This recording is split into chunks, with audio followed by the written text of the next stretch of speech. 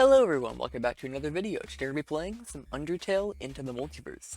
This is a game inspired by RPG Hell Edition's difficulty, which has you fighting a boss rush of Sanses. Now, for the first couple fights, they're kind of easy, so we're going to be completing 2 in each video, but later on it will switch to 1 due to how much effort is needed to beat them. Now, however, there's something to talk about. The main gimmick of this game is the nightmare phases. If you fight a battle on nightmare difficulty or higher, you'll fight a much harder version of that fight. Only attempt nightmare fights when you think that you can. Not every battle has a nightmare fight. These are pretty significant for getting better items to help you complete the various fights in this game, with the most notable of them being the Tears in the Rain bone from Pacifist Sands, which you can do at any point in the game because it's only level 1.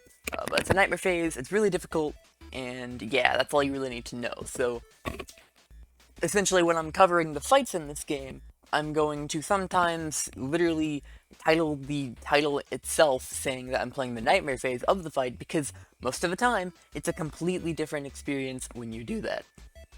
But for the most part, I'm going to be playing on normal or easy difficulty, which are 2 very acceptable difficulties in this game, and sometimes other things, specifically if I feel like getting drops. But this is not a specific difficulty, like run, for example.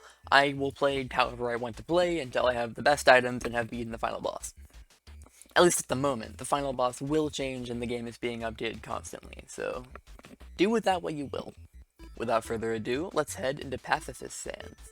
This is not going to be a difficult fight at all, it's just an introduction. Hey buddy, you got 9 dodges. That is less dodges than the amount of times that I dodged my homework in high school. Alright, this is not very difficult. It's just a guy throwing some bone walls at you, sometimes some bones at you. I'm probably just gonna no-hit it, honestly. It's not that hard. Boom. Bam. Bone. Incredible. So yeah, you get the normal achievement and the bone.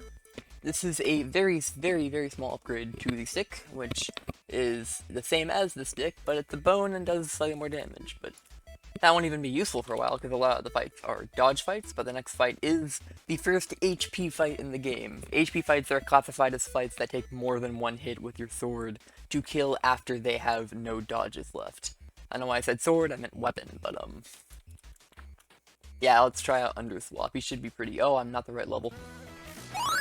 And just like that, we're level 3. So now we can actually go into the fight. And this fight is the first fight to utilize blue bones, but if you don't know from Undertale, you just stand still and you don't take any damage. Could it be that hard to understand? Dashing in this game exists. You can press E or Q to dash, and then it gives you a small amount of iframes as well as a mobility boost, which is very useful for a lot of things, but in this case, the first fights do not call the use of it at all. You really don't need it at all. Like, I'm about to no-hit this anyway. Or, never mind, I guess I'm not. Jeez! Ow! I was a bit brutal for doing that. I'm talking to past me, because, you know, I made the game, so everything I'm doing here is basically me just trying to find what I might need to do with the game to make it more balanced. But here he is, he's dead, and he dropped Swap Scarf, which is a very nice upgrade to our health. Anyways, that's the gist of this game. You'll be seeing videos, almost daily, I think, maybe daily in the beginning. They get harder, so whenever I can beat them, I will beat them, and then I'll edit and upload those into videos. But thank you so much for watching, have a great day, leave a like, and goodbye.